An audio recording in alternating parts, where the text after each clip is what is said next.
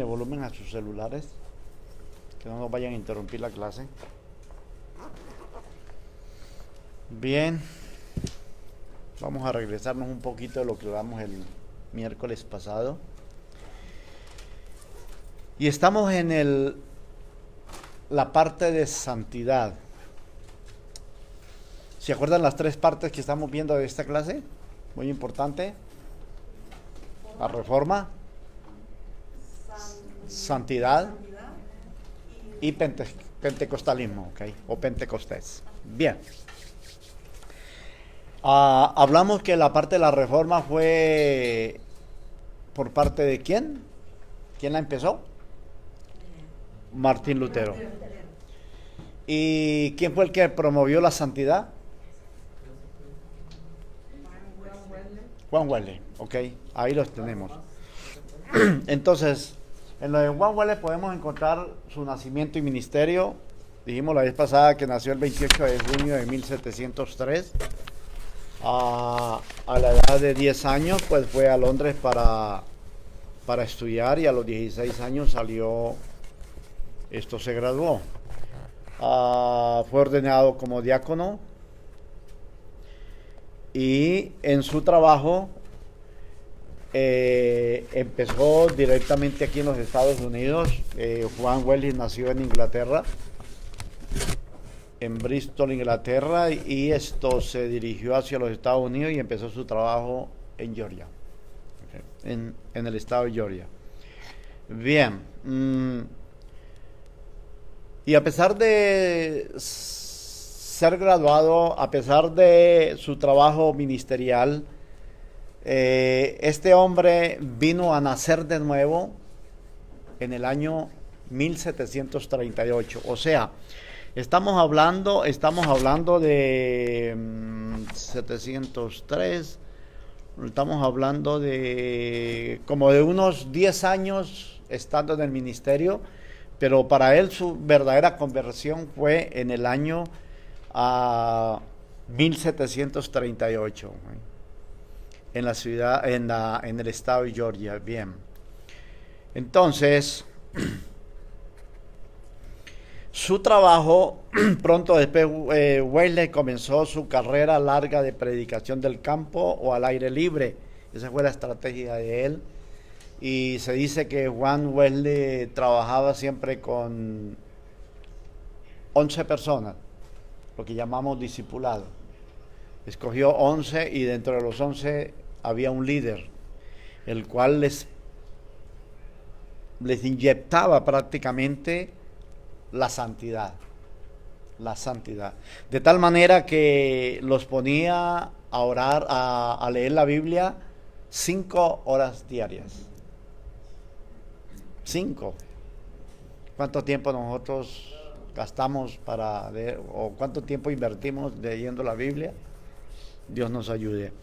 Ahora, cuando Juan Wesley se convirtió, hay dos cosas que le sobresalieron. ¿Cuál fue? La fe y la santidad. Eso lo hizo a él cambiar directamente. Bien. ¿Por qué la fe? Porque encontró que en la reforma, Martín Lutero, lo que movió la reforma fue eso, ¿okay? Que el justo más por la fe vivirá, según Romanos 1:17. Y la santidad como estado condicional, ¿ok? O sea que debía él de mantenerse en santidad para poder ver al Señor. Entonces, ahora sí vamos a la 61. La doctrina wesleyana de la entera santificación. Esa fue su doctrina prácticamente, ¿ok? De la entera santificación. Este hombre desarrolló la doctrina de entera santificación como una segunda y definida obra de la gracia divina entre los años de su conversión y su muerte. Desde que se convirtió hasta su muerte empezó a sembrar, a hablar de santidad. Dijimos que Juan Wesley fue el fundador, no se les olvide, de la iglesia metodista. Por eso aquí en Estados Unidos hay tanta iglesia metodista, porque aquí sembró más que todo esa parte de la santidad. Y que si este hombre naciera hoy en día y pudiera ver lo que está haciendo su organización, lo que él fundó, se moriría de un infarto, porque la iglesia metodista es una de las que promueve ahora los matrimonios gay. Imagínense, un hombre que sembró santidad, un hombre que habló santidad, un hombre que fue santo verdaderamente. Bien, entonces en su obra decía lo siguiente: la entera santificación y la perfección cristiana no es ni más ni menos que el amor perfecto. El amor perfecto. ¿Quién habló del amor perfecto en la Biblia? Juan, el apóstol Juan. El amor perfecto. ¿Okay? Entonces para él la santificación era la perfección de ese amor perfecto. Bien. Como segunda definición de la obra de la gracia divina. Bien, en el punto B también hablaba de ese amor perfecto que era instantánea, debía de ser instantáneo. Juan Wesley fue tan hoy lo podríamos, la gente hoy en día lo podríamos llamar, o aquellos que no les gusta la santidad lo podrían llamar como un legalista. Ustedes saben lo que es un legalista, ¿verdad? Un legalista es que todo es pecado. Que si miro televisión es pecado. Que si me visto así es pecado. Y no estoy diciendo de que no hay que guardarla, hay que guardar la santidad. Pero hoy en día también se habla mucho de esto cuando en las iglesias, en los púlpitos se habla de oración, de ayuno, de vigilias. Okay. Esas personas nos tomarían como legalistas, y a este hombre lo tomarían como legalista en este tiempo, porque para él quisiera que la gente que él le enseñara de la noche a la mañana ya estuvieran en santificación. Por eso era que él exigía tanto a sus discípulos de leer la Biblia 5 horas diarias. Bien. O sea, en esta obra, en este estado de él, en esta palabra que él expresaba, era prácticamente lo básico, lo esencial. ¿Por qué él lo hacía? Porque él estaba experimentando la santificación. ¿Alguien aquí ha comprado alguna vez un carro nuevo de paquete, como decimos? ¿Sí? ¿Ninguno? ¿Usted? ¿Le calmó la fiebre, mijo, de estar andando todos los días en el carro para ir para acá? ¿No es cierto que eso como que trae ganas? Ya el carrito viejo ya lo dejo a un lado y ya no lo quiero y ya me voy en el nuevo y así estoy. Bueno, otros hacen lo contrario, no lo voy a andar mucho porque no quiero meterle muchas millas. Pero ustedes saben, me gustan las motos, y el año pasado que compré mi última motocicleta, mi camioneta la dejé a un lado. De tal manera que en el año le metí a la moto 10,000 millas, imagínate. La camioneta, ¿por qué? Porque, y no es que me haya pasado, sino que me gusta bien, pero esto sucede, ¿ok? Entonces cuando nosotros no tenemos algo, queremos, ¿ok? Así es el amor de Dios. Por eso es que la Biblia nos habla del amor de Dios perfecto.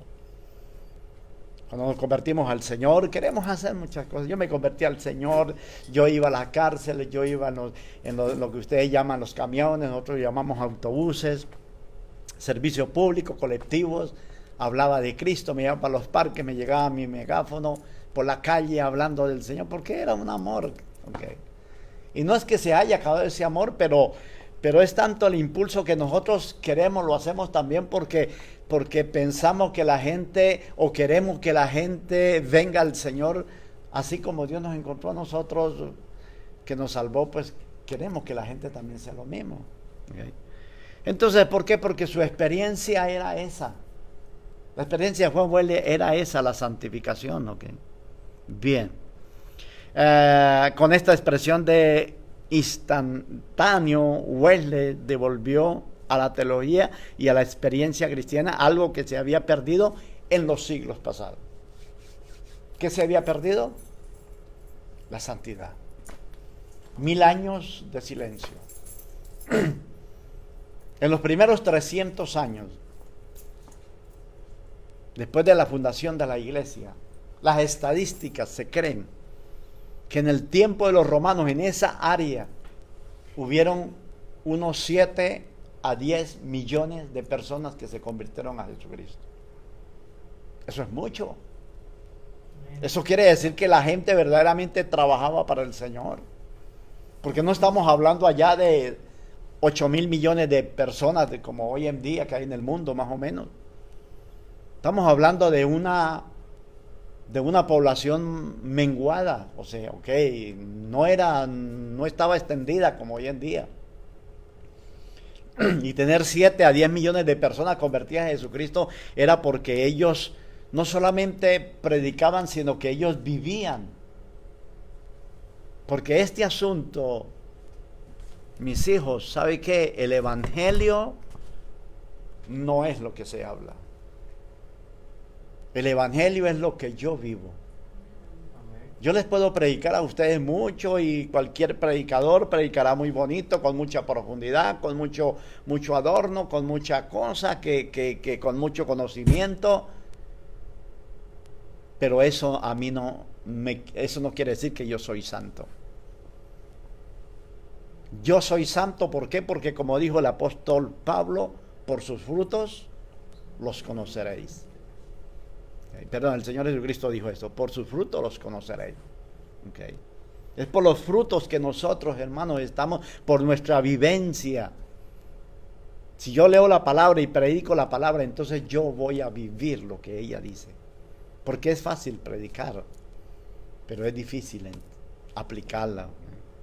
Porque eso requiere amor, requiere santidad. Y esto era lo que hacía Juan Wesley. Bien. Juan Wesley nunca enseñaba un nivel de perfección tal que era imposible que el cristiano, aún santificado, pecara. O sea, la Biblia nos habla de perfección. Cuando la Biblia nos habla de perfección, nos está hablando de madurez espiritual. Nosotros sabemos lo que es una persona inmadura, ¿verdad? Una persona inmadura, en Colombia se dice, da berrinches por todos lados. Quejas, lloros, y en fin, y venganzas, y voy a hacer esto y lo otro. Fulano de tal, ya no lo quiero más, lo voy a sacar de mi página del teléfono. Y así, son cosas y otras tantas cosas, por un ejemplo que pusimos ahí. Y en la vida espiritual, cuando yo tengo madurez espiritual, entonces yo puedo balancear mi diario vivir en la tierra, porque acuérdense, estamos en la tierra, desbalance totalmente. Pero mi vida espiritual está por encima, y eso me hace, lo de arriba lo que hace es que me hace esto, me balancea, aunque yo esté aquí abajo. Pero si yo me quedo aquí abajo, quiere decir que yo soy un inmaduro. Y eso es lo que la Escritura habla de perfección, eso es lo que la Biblia habla, eso es lo que la Escritura dice, sed pues vosotros perfectos como vuestro Padre Celestial es perfecto. Sed santo, sed perfecto como yo soy perfecto. Dios no nos va a exigir a nosotros la perfección de Él porque nunca vamos a llegar allá. Dios no nos da carga más de lo que nosotros podamos resistir. Dios nos da cargas que nosotros podamos llevar. Y eso encontró Juan Wesley en la Escritura, Entonces, él hablaba de la santificación, de madurez, de la perfección, y que él aún, hablando de esto, decía era imposible que una persona perfecta, una persona en el Señor, aún esté en pecado. Él decía que el juicio imperfecto, las pasiones comunes del hombre en lo físico y en lo mental, las tentaciones y la libertad, por lo cual, por medio de la desobediencia voluntaria, una persona podría caer otra vez en pecado. Muy real, muy positivo el hombre. ¿Por qué? Porque es un juicio imperfecto. Pero si mi juicio es perfecto, hermanos, entonces podemos cantar, decir, hablar lo que dijo Pablo: todo lo puedo en Cristo que me fortalece, que Él es el que nos da la fuerza. ¿Por qué? Porque Él decía, entonces de todo esto es imposible cometer pecado, es imposible que abunde el pecado en nuestra vida. Nosotros sabemos, por naturaleza pecamos, por naturaleza. Pero por esa naturaleza pecamos, pero muchas veces involuntariamente, no premeditado. Pero es que hay gente que no pueden vivir sin el pecado. Viven con el pecado, duermen con el pecado, acarician el pecado, desean el pecado. Y como si nada. Bien. Entonces, como una segunda y definida obra de la gracia divina, es instantánea, es su experiencia, y hablamos de la perfección del cristiano. Bien, número 6.2, por favor. ¿Ya? ¿Este es el 6.2? Sí, ok. La oposición y la consolidación, Wesley y su habilidad de organizar. Ok. Como ya les dije, este hombre fue el fundador de la iglesia metodista. Comenzó la obra en Bristol, en Londres, okay, o sea, en Bristol y en Londres, son ciudades de Inglaterra. Pero el ministerio de Wesley pronto se extendió a todas partes de Inglaterra. La historia dice que viajaba a caballo, imagínense, en 1700 no habían carruajes, no había nada. Es que para esa fecha no había ni los carruajes que se levantaron en el medio oeste, o en el oeste de los Estados Unidos. ¿Sí? Usted sabe que aquí habían, ese era el medio de transportes.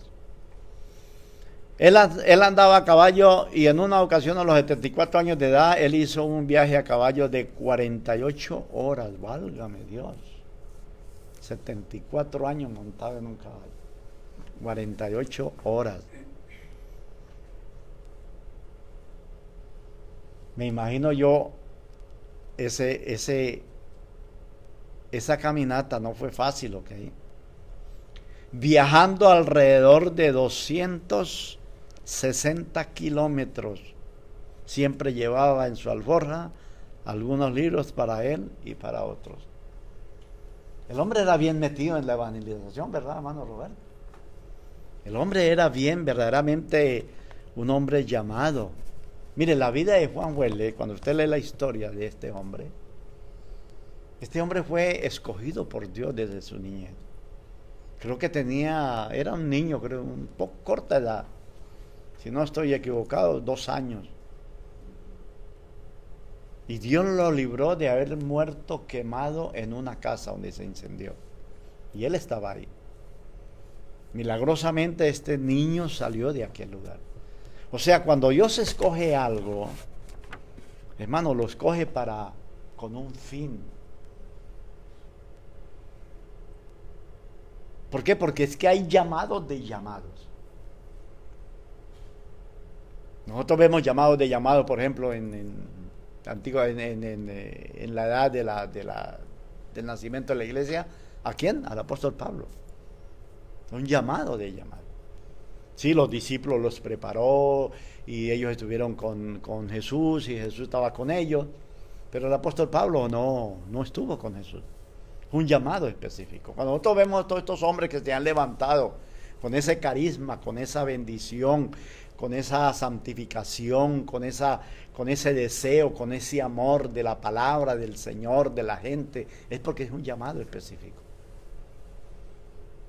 Ya sea para predicar, ya sea para profetizar, ya sea para el trabajo misionero, evangelista, maestro, pastor, en fin, lo que sea. Pero es un llamado especial. Y este hombre, Juan Wesley, fue un hombre especial. ¿Por qué Dios lo llamaría?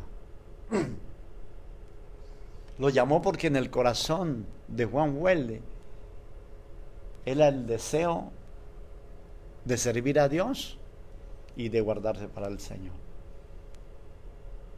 ¿Por qué Dios llamó a Jeremías? ¿Por qué la Escritura le dice de que él ya lo conocía desde antes de nacer? Ya lo había apartado desde el vientre de su madre. Ya lo había apartado incluso desde antes de la fundación del mundo. Lo llamó, que fue lo que le dijo el Señor a Jeremías. Te he puesto para levantar y para quebrantar. Lo levantó, ¿para qué? Para que estuviera sobre una nación, sobre su pueblo, para exhortarlo, para corregirlos. Y cuando esto sucede, siempre vamos a ver las señales del Señor sobre esas vidas ministeriales. Cuando Nabucodonosor cautivó a Judá, Nabucodonosor había oído de Jeremías. Y la orden de Nabucodonosor fue: a ese hombre no me lo toquen, me lo dejan en la ciudad de Jerusalén. No fue llevado cautivo. ¿Por qué? Porque tenemos que entender que cuando nosotros obedecemos, vivimos en santidad, Dios siempre nos va a premiar de una o de otra manera. ¿Amén? Amén. Ok. Los veo muy callados, o están aprendiendo o están aburridos, pero bueno. Está muy interesante. Pero ahí vamos, ok. Gracias. Pero si quieren hacer preguntas, el miércoles pasado me preguntó y esto está bien, a mí me gusta que me pregunten. Sí. Cuando dice que yo a veces pienso esto, cuando dice la palabra que él ya conocía a Jeremías desde antes de la fundación del mundo, podría ser que nosotros fuimos criados espiritualmente desde antes, mucho antes, somos seres espirituales. ¿Nosotros que si éramos? Sí. No. O sea, el capítulo 1 del libro de Pedro habla de la omnipresencia de Dios. Creo que les hablé esto el miércoles pasado, ¿verdad? De la omnipresencia. Eso quiere decir conocimiento de antemano. Eso quiere decir de que Dios ya sabía, Dios ya en su conocimiento sabía la cantidad de gente que iba a haber en el mundo, de a dónde iban a estar, quiénes son estos, quiénes son los otros, quiénes son esto y esto y esto, ok. En su conocimiento Él ya lo sabe. No es que nosotros ya existiéramos, no. O sea, en la mente de Dios. Okay, en la mente de Dios, ya estábamos en la mente de Dios. Sabía el tiempo que íbamos a ser engendrados, cuando naciéramos, o sea, nuestra vida cotidiana, cómo íbamos a morir, en fin, qué íbamos a hacer. Y si fuimos, o sea, no que fuimos escogidos porque Dios no hace excepción de personas. Esto no es cuestión de la predestinación.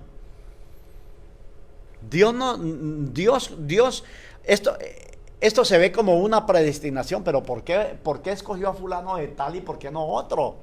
No es que Dios lo haya escogido, es que Él sabía y sabe que si esa persona, ¿cuál va a ser su vida cotidiana? Va a ser una persona de bien, una persona que ama a Dios, una persona que va a tener preparación, que puede llevar el mensaje, que tiene la habilidad. Entonces, a lo que le haga falta a esa persona, Dios se lo va a añadir.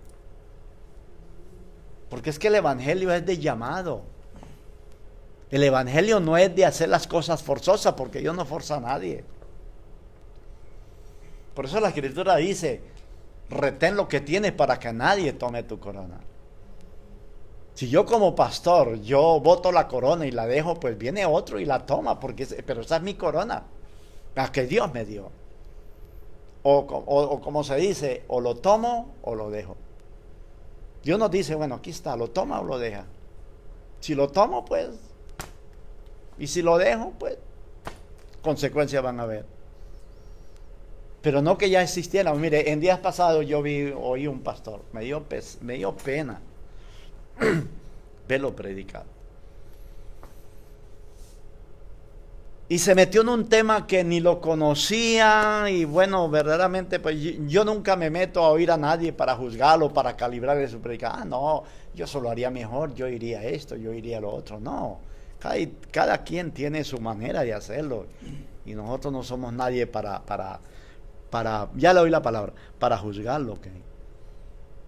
Pero este hombre decía de que los espíritus, ¿ok?, que los espíritus habían engendrado seres humanos, basándose allá en Génesis. Y llegó a decir tal barbaridad que dijo, o si no, démonos cuenta que el Espíritu Santo lo hizo en María. Pero él no está hablando de una manera, no está hablando de una manera física. Eso es una barbaridad decir eso. El Espíritu Santo engendró a María, pero ¿cómo engendró en María a Jesús? ¿Se acuerdan? ¿Qué dice la Biblia eso? ¿Cómo lo hizo? ¿Qué le dijo el ángel a María? Y el Espíritu Santo hará sombra sobre ti y concebirás un niño. Pero físicamente que un espíritu lo haga, no lo hace. ¿Por qué? Porque Jesús habló de esto. Cuando los fariseos le preguntaron de que había habido una mujer que había tenido 7 maridos porque eran hermanos en la ley, el primero que se casaba, si no engendraba hijos en ella, pues entonces el segundo venía para que tuviera, ¿para qué? Para honrar al que se murió y no tenía hijos, y si no venía el segundo, pues entonces el segundo tampoco el tercero, y eso fue lo que los fariseos le dijeron, y eran 7, y ninguno le dio hijos. Parece que la mujer era estéril, o todos ellos eran estériles, no sabemos. Y le preguntaron, y entonces en el reino de los cielos, esa mujer, ella de quién va a ser mujer, ¿cuál va a ser su marido de los 7? Y Jesús le dijo, erráis mucho, desconocen las escrituras, porque en el reino de los cielos no habrá casamiento, no habrán relaciones íntimas, no habrá nada, serán como los ángeles, o sea, sin sexo, ¿ok? Entonces, eso nosotros tenemos que arrancar de lo que dice la Escritura. Entonces, ¿cómo es que nosotros vamos a inventar algo de que un espíritu engendró en un ser humano? Eso no lo hay, eso no lo ha habido. Eso sería una aberración, eso sería una equivocación de Dios. Dígame, hermano. Pastor, y entonces, ¿existe nuestro espíritu, nuestro alma al momento que nacemos, o ya Dios conocía nuestros espíritus? Viene, mijo. La Biblia dice que Dios formó al hombre del polvo de la tierra. Hablándolo así, digamos nosotros, formó su muñequito ahí, tan lo hizo. Puso su cara, le puso, bueno, todo, ok. Y después de que lo tenía, ¿qué dice la Biblia? Sopló hálito en su nariz y tuvo vida. Okay. Entonces, nosotros estamos compuestos de 3 partes. Somos tripartistas: cuerpo, alma y espíritu. El soplo que Dios le dio al hombre fue prácticamente el alma. Porque en nosotros digamos en los seres, sí, en nosotros lo que Dios va a juzgar, o sea, la que va a gozar de la vida eterna o de la perdición es el alma, el cuerpo no. El cuerpo ya sabemos a dónde va, el cuerpo lo pueden quemar, el cuerpo va a la tierra, se lo comen los gusanos, se desintegró, ahí queda. El espíritu, la Biblia dice, el espíritu va a Dios que lo dio. Dios dio el soplo y regresa a él. Entonces, cuando nosotros fuimos engendrados, cuando se engendra una persona, okay, automáticamente entonces viene ya la parte de la vida, porque esa es la voluntad de Dios, digamos, de nacer ese niño o esa niña, y entonces tiene aliento de vida, porque fue la manera como Dios permitió la multiplicación de la raza humana. Por eso le dijo a Adán y Eva: multiplicaos, creced, hinchad la tierra. ¿Sí ven? Entonces, desde el momento, si una persona, por ejemplo, a ver, me voy un poquito hondo, aquí no hay menores, ¿verdad? Ok. En una relación sexual, cuando hay la unión sexual, cuando hay, digamos, el coito dentro del hombre y la mujer, el hombre, ya sabemos, da el esperma y la mujer pues concibe por medio de un óvulo. Y cuando no se engendra, okay, simplemente fue una relación sexual nada más, pero no hubo una concepción. Quiere decir de que ahí no había un plan de Dios para un nacimiento.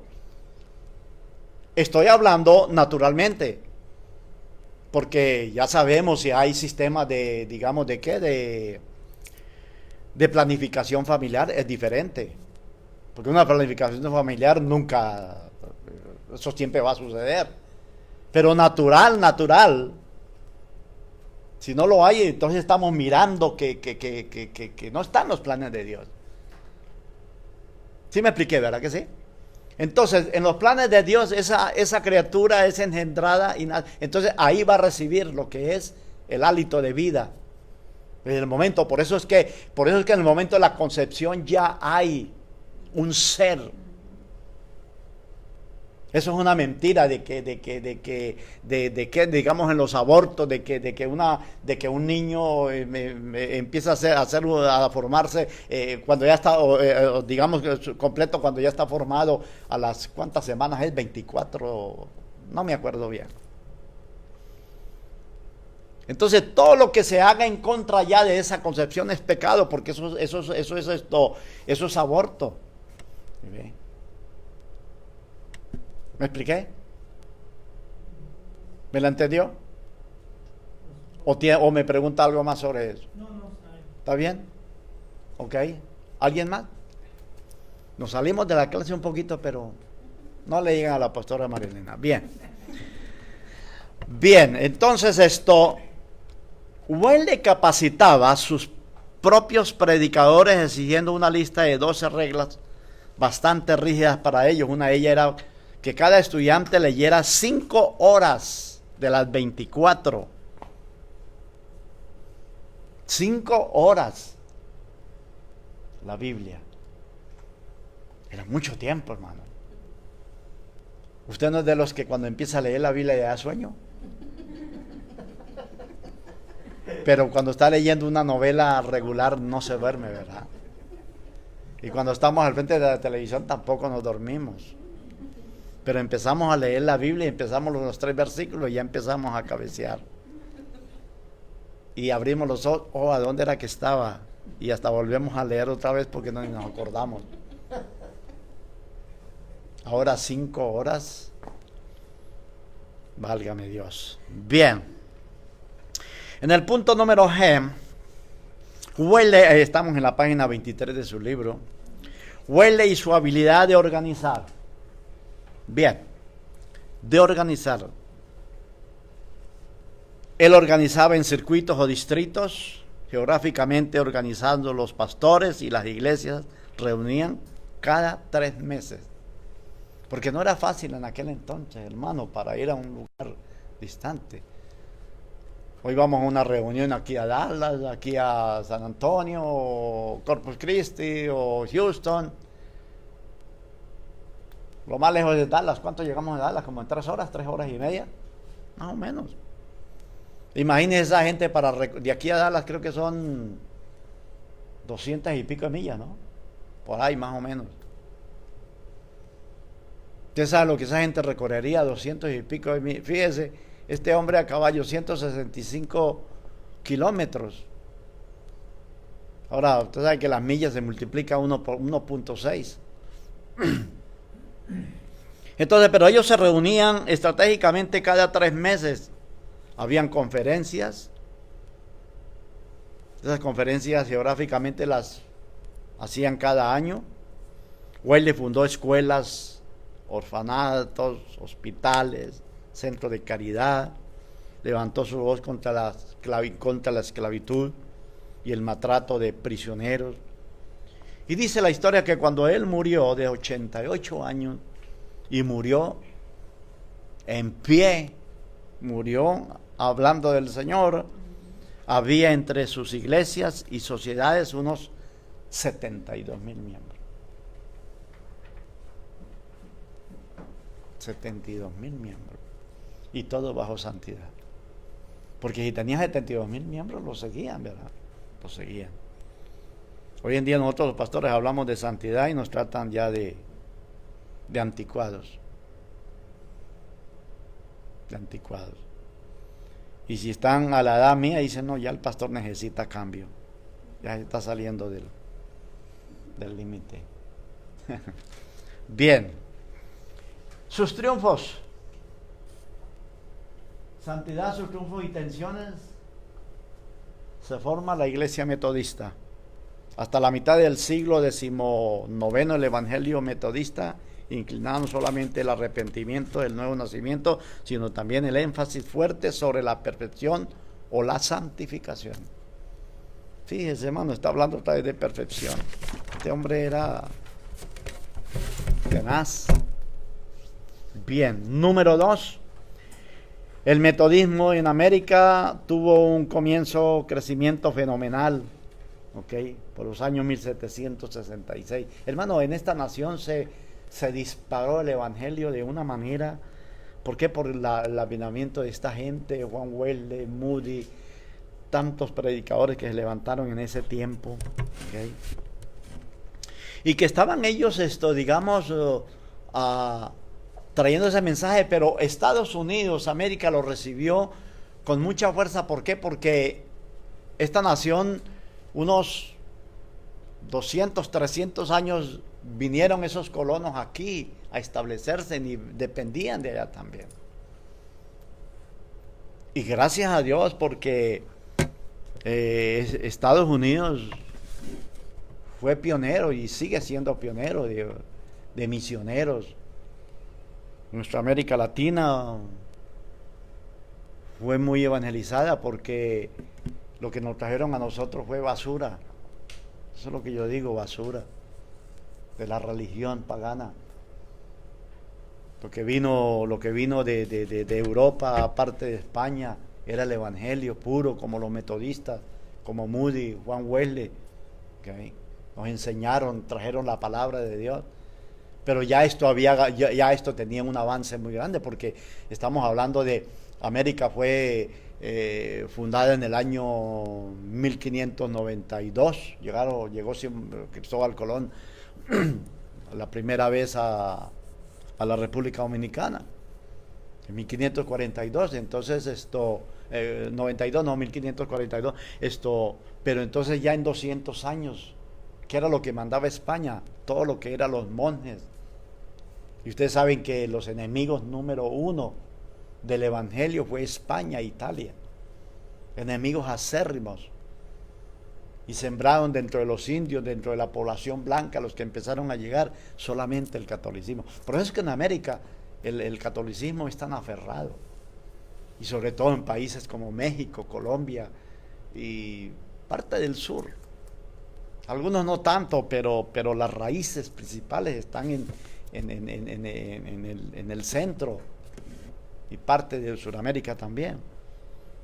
Pero cuando ellos vinieron aquí con ese mensaje, entonces los Estados Unidos, América, recibió el mensaje, la palabra con gozo, y empezaron a levantarse en las misiones, ¿ok? Habían campamentos de avivamiento, eran otros fenómenos de los tiempos tempranos en América. ¿Por qué? Porque se hablaba del Señor. Porque esta nación fue levantada bajo bases bíblicas. Los primeros presidentes eran cristianos. George Washington era cristiano.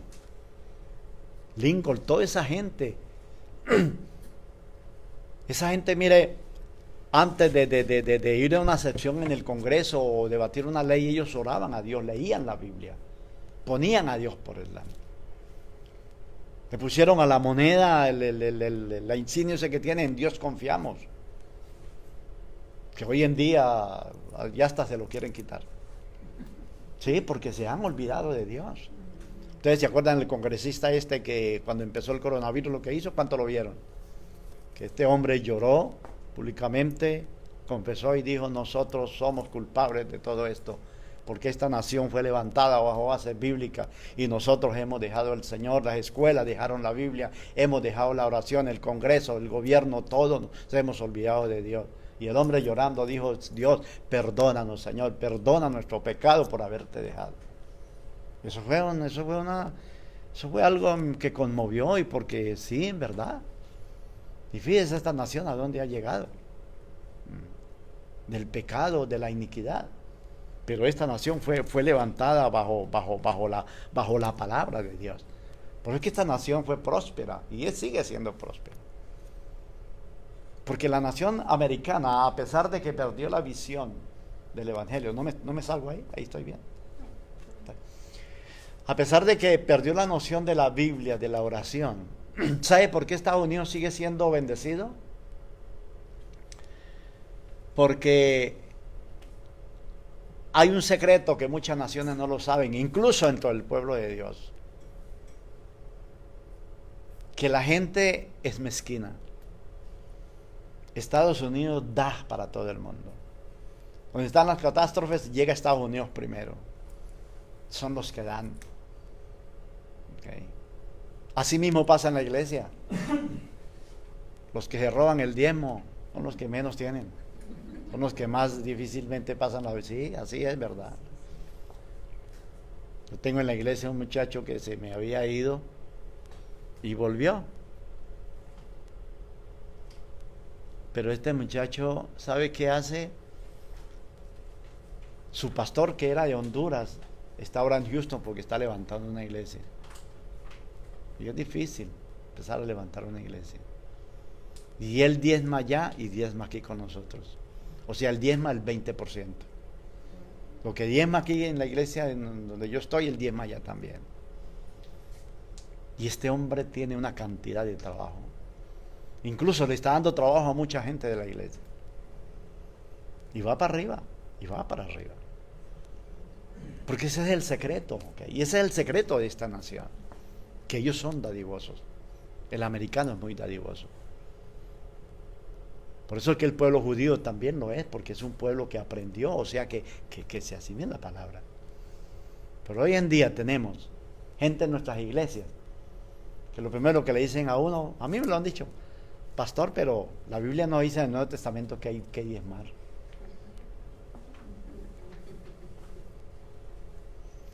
Yo digo, bueno, pues siga así. Siga así. ¿Para qué uno va a discutir con un necio si no lo van a entender? Bien. Entonces, la doctrina de la santidad en la página 25 recibió mucha atención por el pueblo en el norte del país, poco antes de la guerra civil. Ustedes saben que por los años 1845 hubo lo que fue la guerra civil. ¿Cuál era la guerra civil? Independencias, el sur con el norte. Okay. Y tratar de la emancipación de los esclavos y todo esto. ¿Por qué? Porque a los blancos contra los morenos, en fin, el racismo. Entonces, antes de esa guerra civil, en el año 44, o 1844, llegó la división trágica de la iglesia metodista entre el norte y el sur. ¿Cuál fue eso? La separación. Porque, hermanos, lamentablemente nosotros en la iglesia todavía tenemos rasgos, perfil de racistas. Y eso lo hay.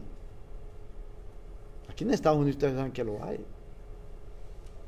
¿O por qué todo este revolú que ha habido por la muerte de este moreno que mataron en Massachusetts, güey?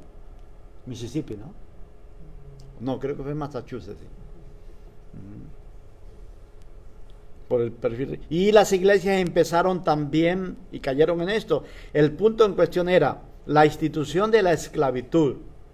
Las iglesias bautistas, presbiterianas, luteranas, que fueron los más fuertes, metodistas, también se dividieron por lo mismo.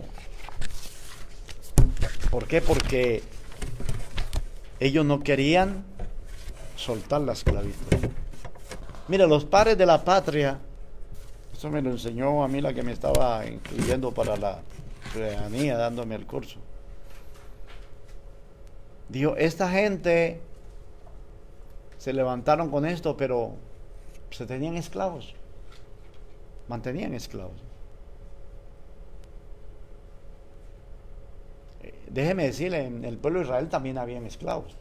Esa esclavitud viene de tiempos remotos. Pero ¿qué hizo el Señor? Que cada 7 años los esclavos debían de ser liberados.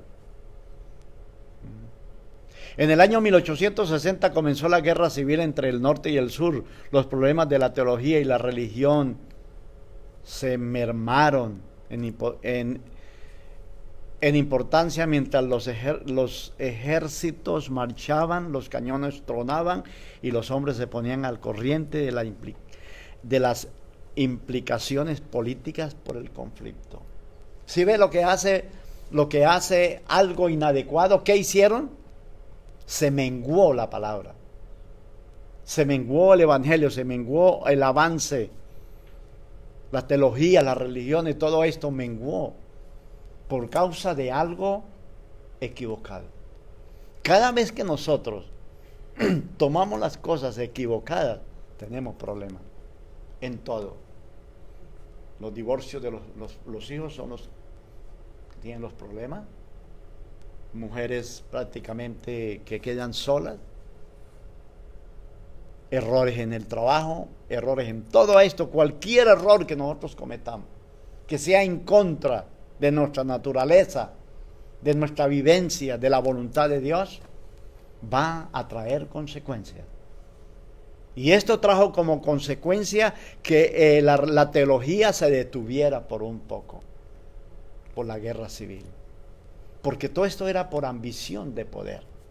Todo lo que ha traído al mundo dolor, tristeza, melancolía, digámoslo así, es porque el hombre siempre quiere estar por encima. ¿O por qué se levantan los dictadores? Precisamente por eso, ambición de poder. De que yo no me dejo, que nosotros somos mejores, que eso no es así. Al finalizar la guerra del sector sur, estaba completamente derrotado y arruinado. Los intentos para avivar el énfasis sobre la santidad eran débiles en aquella región. Wow. ¿Ustedes saben la debilidad que tenemos hoy nosotros en nuestra iglesia? La iglesia cristiana en este tiempo está muy frágil. Estamos prácticamente, hermanos, al borde del caos espiritual. Y aunque esto es individual, nos va a afectar a todos. Porque en la iglesia habremos personas, la inseguridad del pecado, vamos a hablarlo así, nos va a hacer a nosotros frágiles. ¿Se había cancelado? ¿Se había apagado? Y trae como consecuencia que el avivamiento se esconda de nosotros. Y luchamos en la iglesia de una bendición especial de Dios. Y déjeme decirle que no solamente cantar y adorar y brincar y saltar y los instrumentos, la batería tocan y bueno, eso no es avivamiento. Nos equivocamos en eso. Eso es base para traer un avivamiento. Pero es que el avivamiento es espontáneo. El avivamiento no es por un momentico, el avivamiento es continuo. Y el avivamiento lo tenemos nosotros todo el tiempo. ¿Okay? Todo el tiempo nosotros vamos a estar en un avivamiento. Y la iglesia hoy en día está pasando por ese caos. ¿Alguien tiene la Biblia?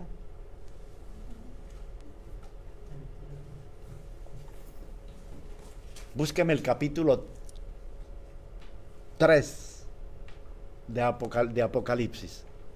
Ok. Ahí la escritura habla, con el capítulo 2 y parte del 3 habla de las 7 iglesias de Asia Menor.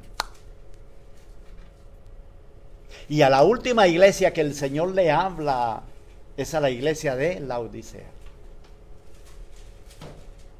A todas las iglesias les dice, los alaba por lo que ellos hacen, pero también les corrige sus errores. Y cada iglesia, oígalo bien, de las 7 iglesias, representan un tiempo para nuestra iglesia desde el fundamento hasta hoy. ¿Sí está, dice iglesia Laodicea? ¿Sí? Léame lo que dice de la iglesia Laodicea. Quítese el tapaboca, mi hermana, para que le entendamos. Laodicea. Todo el versículo. No, sí, los primeros, léame. Y escribe al ángel de la iglesia en Laodicea, he aquí el amén, el testigo fiel y verdadero, el principio de la creación de Dios, dice esto: yo conozco tus obras, que ni eres frío ni caliente. Ojalá fuese frío o caliente. Pero por cuanto eres tibio y no frío ni caliente, te vomitaré de mi boca. Páreme ahí. ¿Sí vio? ¿Ustedes creen que tenemos una iglesia caliente hoy en día? No. ¿Y qué dice el texto? Por cuanto no eres ni frío ni caliente, por cuanto eres tibio. Pero más adelante, sígame el siguiente verso y verá. Porque tú dices, yo soy rico y me he enriquecido, y de ninguna cosa tengo necesidad, y no sabes que tú eres un desventurado, miserable, pobre, ciego y desnudo. Amén. Ahí, déjemelo ahí. El tiempo de la riqueza ha sido hoy. Desde el siglo pasado, el mundo entero, como nunca han tenido, ha habido dinero, como nunca.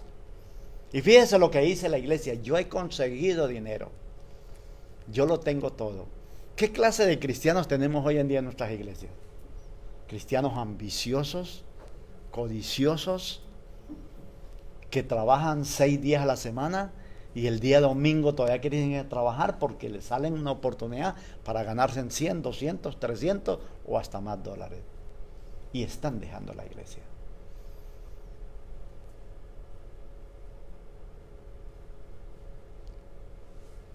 Yo tengo gente así en mi iglesia, yo no sé si en el chat hay ahora, pero ojalá no haya. ¿Sí son? No vinieron hoy, Porque andan trabajando. andan trabajando, por eso no vinieron. Están trabajando, ok. Yo entiendo cuando una persona, yo también entiendo la posición muchas veces de la gente, patrones abusadores y personas pues que no tienen, digamos, le da miedo por sus documentos, lo que sea, y se aprovechan de esa situación. Pero es que hay otros que, válgame Dios. Ahora, fíjense el último versículo que ella me leyó, dice, pero no te das cuenta que tú eres un pobre desventurado, miserable, pobre y desnudo. ¿Sabe qué quiere decir la palabra desventurado en el diccionario? Se lo voy a decir a usted y a las personas que me están viendo también. No me la vayan a tomar a mal. Pero le digo lo que dice nuestra lengua española. La palabra desventurado, cuando habló Juan de esto, le está diciendo, pero no te das cuenta que tú eres un pobre desgraciado, que eres un pobre desnudo, desventurado, que no tienes nada. ¿Qué es una persona desgraciada? Alguien que no tiene gracia. La palabra suena como grotesca, ¿verdad? Como muy pesado, como muy fuerte. Pero ese es el significado. Estamos hablando del significado de lo que dice la palabra. Esa es la condición de nuestra iglesia, o de la iglesia hoy en día. Entonces, como en esos tiempos, fíjese lo que sembraron estos hombres, y a dónde entonces viene ahora por una guerra civil, por una ambición de poder. De tal manera que cuando ellos salieron de ahí, dice la historia de que el énfasis de la santidad estaba débil. Hoy en día, hermano, nuestra doctrina está débil. Hoy en día nuestra santidad está muy frágil. Hoy en día la iglesia no quiere orar, no quieren ayunar, no quieren leer la Biblia, no quieren ir a la iglesia, se convocan a la iglesia para hacer algún evento, no quieren hacerlo, no quieren evangelizar, no quieren hacer nada porque estamos sobre, tengo mucho dinero, ya no necesito nada, no necesito a Dios.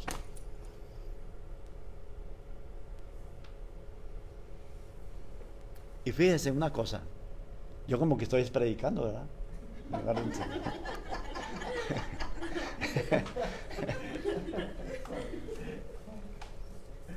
Y fíjense en una cosa, no entendemos, para mí, el COVID-19 no fue para el mundo, ha sido para la iglesia. Y ustedes saben, después de esta pandemia que pase, ¿ustedes saben la cantidad de gente que no van a regresar a la iglesia? Porque ahora el COVID va a cambiar todo el sistema. Miren lo que va a pasar. Las iglesias van a decir, bueno, pues vamos a seguir transmitiendo porque la gente pues no está viniendo para que nos vean. La gente allá bien acostada en su sofá, en su casa. Voy a ver el servicio por Facebook, por YouTube. Tranquilo, bueno, pues no voy a la iglesia. Cuando la Biblia dice que no dejemos de congregarnos. Yo allá puedo saludar al pastor, oh pastor, Dios le bendiga, oye mi hermano. Pero de aquí para allá no lo vemos. Nomás le mando un comentario ahí, está buena la prédica. ¿Sí? ¿Sí? ¿Verdad? Y si es que lo da. Un like. Sí, un like. Haga el like ahí, ya mande su ofrenda. Sí, por ahí la doy. Dígame, mi hermana, ¿me querés decir algo? Sí, con respecto a lo que leyó la hermana, yo tengo una duda hace ya tiempo. Dice que estamos hablando sobre la gracia y eso. Entonces le dice Pablo a Timoteo, esfuérzate en la gracia que es en el Señor Jesucristo. Entonces yo tengo esa duda. Si la gracia es un regalo inmerecido, ¿cómo Timoteo se iba a esforzar en la gracia? Y también le decía que avivara el don que había en él. Y yo quisiera que me explicara un poquito de eso. seguimos predicando, seguimos en doctrina, está bien. Pero está bien, yo le voy a... Cuando le dice a Timoteo que se esforce en la gracia, y en la otra palabra, a avivar el don. Ajá. Okay. La gracia viene de Dios, sí es verdad, eso es un regalo de Dios. Pero tenemos que, cuando está hablando de esforzarnos en la gracia, no es que yo esté diciendo, Señor, yo necesito más, esa gracia ya me la dio. No se está refiriendo a la gracia como regalo de Dios. Se está refiriendo a la gracia que ya tengo. Y que yo la voy a trabajar y que yo voy a forzarme más para que esa gracia no se me pierda, para que la gente vea en mí la gracia. Porque fíjese que el versículo dice, y aviva el don que hay en ti. Entonces, el don y la gracia es un don. Y el don es un regalo. Entonces, yo tengo que avivar el don. ¿Por qué? Porque, ¿para qué Dios me dio un don? ¿Para qué tengo yo un don? ¿Para tenerlo ahí durmiendo? Forzarme en lo que Dios me ha dado. ¿Cuál es el don que yo tengo? Bueno, la predicación. ¿Cuál es el don que usted tiene? Don de hablar lenguas, don digamos, de intercesión, de profecía, lo que sea. Es un don de Dios. ¿Por qué? Porque el don principal que Dios nos da se llama la salvación. Y el segundo, el Espíritu Santo. Pero entonces, esfuérzate en la gracia, ¿qué significa? Ponte a leer la Biblia, ponte a orar, ponte a... ¿Qué debo hacer para...? No le entendí bien, hermana. Oh, perdone. No. Que en sí es esfuérzate en la gracia que es en el Señor Jesucristo. Es que debo esforzarme, como decía Wesley, ponte a leer la Biblia más horas y ponte a buscar discernimiento de Dios a través de la oración. ¿O qué es en sí eso? Bueno, mire, hermana, esto... No podemos pensar de que tengo que leer la Biblia tantas horas porque si no, no soy salvo. No. Ok. Entonces, cuando dice en la gracia, forzarme en la gracia, en el don, sí es una parte. ¿Por qué? Porque la iglesia, el cristiano tiene que aprender a depender de Dios. ¿Cómo dependo yo de Dios? De mis rodillas, o sea, oración, de la palabra, del Espíritu Santo, pero sobre todo de mi corazón que se ha dado para Dios. Que me humille, que reconozca que estoy presto, que estoy pronto, que hago las cosas bien para el Señor. Okay. Así es que yo me voy a esforzar. Porque no es que Dios me esté diciendo tiene que orar la Biblia 5 horas. Claro, entre uno más busque a Dios y más indague y más se prepare, pues va a ser... Ahí es donde el don de Dios se va a aumentar en nosotros. Porque si yo busco a Dios, su regalo se va a aumentar en mí. Por eso es que Pablo le dice, esfórzate. ¿Por qué? Porque Timoteo era su hijo espiritual y pastoreaba una iglesia. Y por eso es que él en otro pasaje le dice de que él como buen soldado de Jesucristo, que pelee la batalla, que en fin, y también le dice, lo que tú me has visto de mí, hacerlo, hágalo, porque de mí has aprendido. Es esforzarnos en la gracia que nos dio a través de nuestro Señor Jesucristo, o esforzarnos a agradarle a Dios, en caminar en obediencia en lo que nos manda, o cómo. Cuando está hablando de forzarnos, fíjense que ese texto está en... Yo me salí de la clase. Busque mi hermana Efesios. Vamos por la Biblia. Efesios 6. Efesios 6, versículo 10. Versículo 10, ¿va? Sí. Dice, por lo demás, hermanos míos, fortaleceos en el Señor y en el poder de su fuerza. Amén. Vestíos de toda la armadura de Dios para que podáis estar firmes contra las acechanzas del Fíjense diablo. que está hablando de ¿qué? De fortalecimiento. Y cuando hablamos de fortalecimiento estamos hablando de esfuerzo. ¿Sí ve? Yo tengo que esforzarme. Pero el apóstol está diciendo fortaleceos. Entonces, mi hermano, nosotros no nos podemos fortalecer comiendo arroz y habichuelas. Eso físicamente nos fortalecemos. Pero espiritualmente yo me voy a esforzar. Esforzar es empujar. Esforzar es presentar un sacrificio que yo sé que lo puedo hacer. Cuando nos esforzamos, estamos doblegando la carne. Ese es esforzarse en la gracia que le está diciendo Pablo a Timoteo. Exactamente, en la gracia de esforzarnos. Ahora estamos hablando, por eso les dije, de la gracia de Dios. Ya Dios nos dio la gracia, el don. No está diciendo que nos esforcemos en el don, no, sino en la presencia de Dios en nuestra vida a través de su Espíritu Santo. Porque el Espíritu Santo entonces nos va a fortalecer. Cuando está el Espíritu Santo, entonces vienen los dones. El don del Espíritu Santo, o vienen los dones del Espíritu Santo, pero sobre todo viene el fruto del Espíritu Santo, que es mucho más importante que el don. Yo puedo tener el don de predicación, yo puedo tener muchos dones, a excepción de la salvación, que si no la descuido, pues la tengo, pero si me descuido, la pierdo. Entonces, pero el fruto es el que me dice a mí qué clase de cristiano yo soy. Y eso se llama esforzar. Eso es lo que Pablo le dice a Timoteo, que se esfuerce en la gracia, que avive el don. Yo tengo que avivar el don con la gracia que Dios me ha dado. ¿Y eso cómo lo hacemos? Pues ya lo sabemos, buscando a Dios. No más doctrina, por favor. Bien. Ok, ¿a dónde estamos? Yo estoy perdido. Divisiones dentro del metodismo, bien. Pero está bien, gracias por preguntar, eso está bien, ok. Así hacemos la clase más amena, un poquito más alegre y bueno. En esta parte muchos grupos comenzaron a salir de la iglesia metodista por esta causa, por esta situación de la debilidad que había quedado dentro, había quedado prácticamente débil, okay, la doctrina, la teología, porque habían desacuerdos. Y los desacuerdos eran muy mutuos, o sea, eran de de pensar si estaban bien unos o estaban bien los otros. Pero yo creo que en esta situación de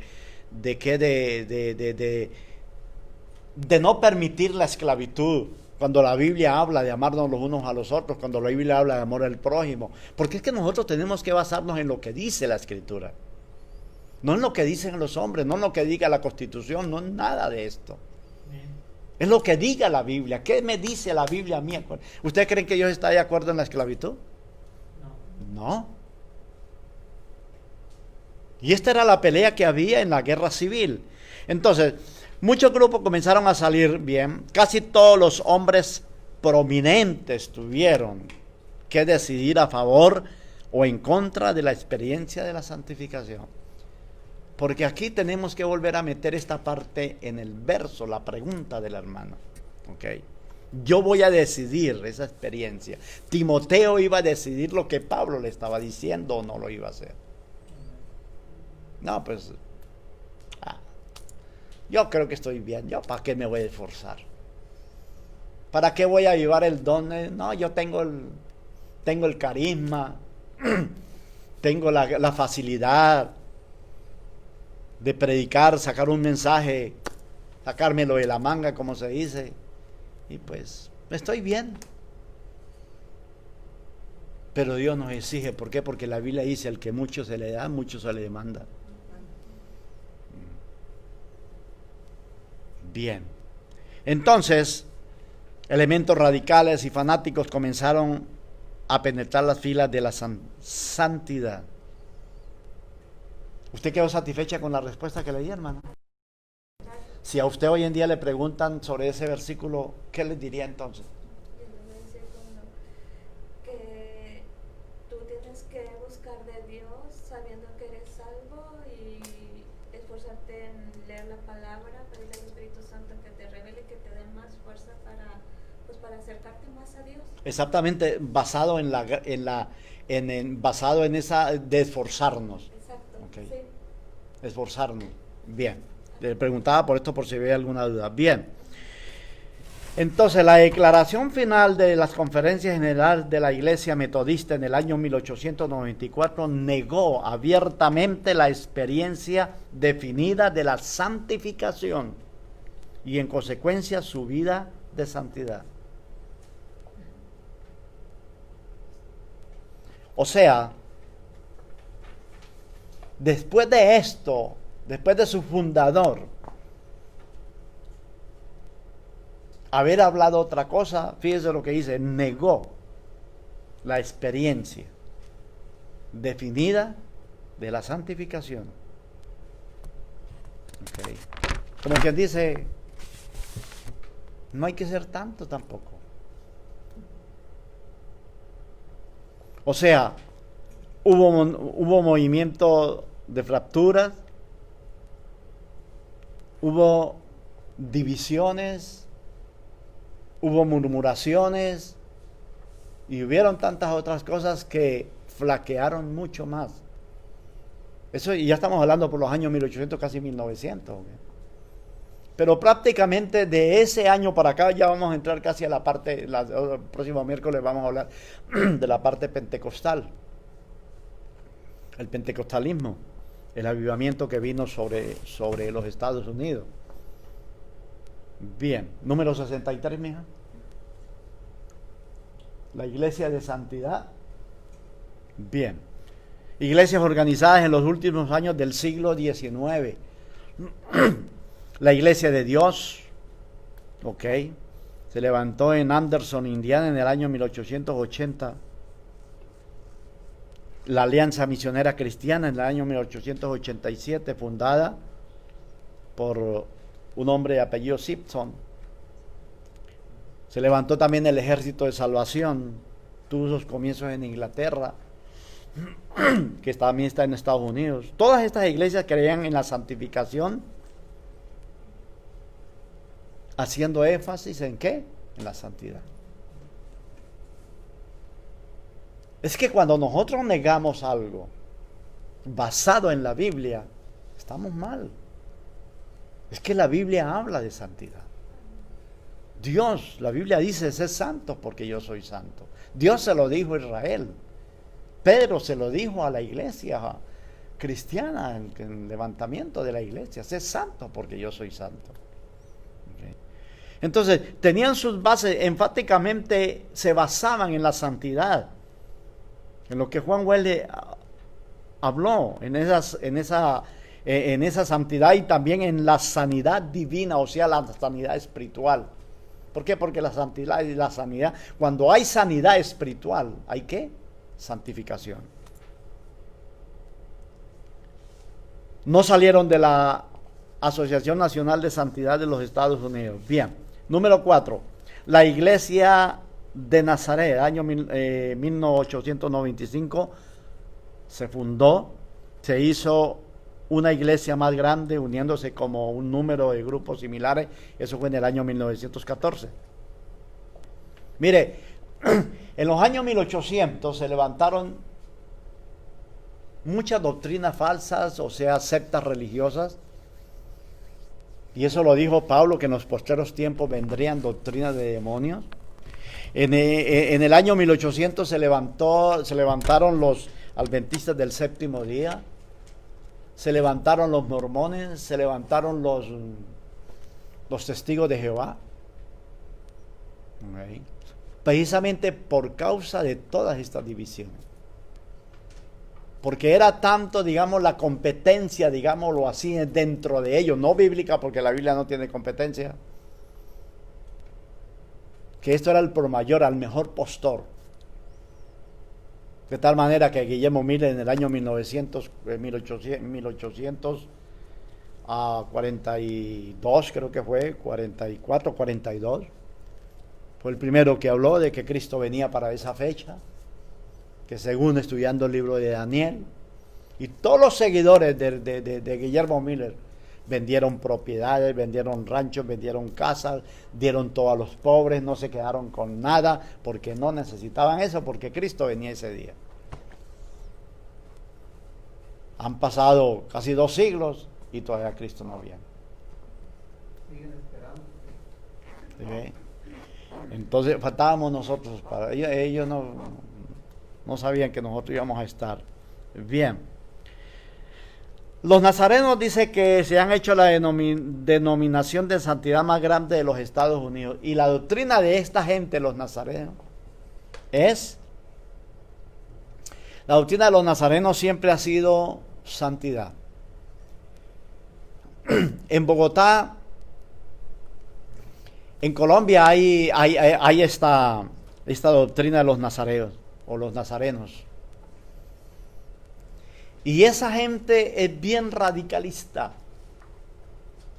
Lo que llamamos nosotros hoy legalismo.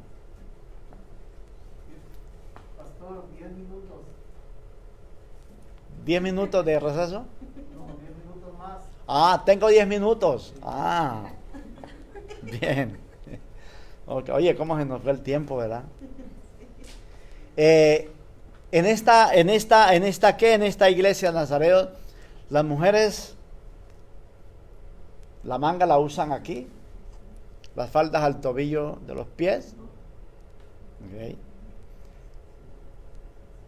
Algunos usan hasta el velo o el pelo largo, también lo pueden usar, pero son bien radicalistas en el sentido de que eso es lo que ellos llaman santidad. Y yo no digo que está mal que las mujeres, no estoy diciendo que deben vestir así, porque yo no soy fanático. Hace mucho tiempo salí de ahí. Pero estamos hablando que es un tipo de santidad. Eso era lo que ellos decían, de que esa era la manera de vivir en santidad. ¿Okay? Hay muchas maneras de vivir en santidad, porque no simplemente es el vestuario. Es lo que hay aquí en el corazón. ¿Qué tengo yo en mi vida para yo agradar a Dios? ¿Cómo yo lo voy a agradar? ¿Cómo es que yo voy a buscar la santidad? ¿Cómo es que yo voy a tener una renovación con el Señor? Yo tengo que ir pensando esto. ¿Cómo, Señor, es que yo cada día me estoy renovando, estoy cambiando? Ya lo que era ayer ya no lo hago hoy. ¿Por qué? Porque tenemos que proponernos Si no hay un cambio, mire, nosotros estamos en nada. No le diría a la gente, no le voy a decir nunca a la iglesia, si usted no cambia, ¿usted qué hace aquí? Usted está perdiendo su tiempo. Pero es una realidad. Ok, entonces, la iglesia de santidad del bautismo en fuego, eso también se levantó porque eso fue otra teología que también fue bien fuerte. Nosotros tenemos como bases que el Espíritu Santo vino sobre el Pentecostés y que las señales del bautismo del Espíritu Santo, ¿cuáles fueron? Las lenguas, otros idiomas que ellos no conocían. Okay. Entonces su fundador fue Benjamin Irving, nació en el estado de Missouri y vivía en Lincoln, Nebraska. Fue capacitado y ejercía su profesión de abogado. Fue grandemente influido por la Asociación de la Santidad de Iowa. Recibió la experiencia de la santificación y comenzó un estudio serio de toda la literatura disponible sobre la santidad. ¿Sí ven? Entonces habían acuerdos y desacuerdos. Bien, yo quiero adelantar porque ya no me puedo quedar aquí porque no quiero una sola clase. En la página número 31 tengo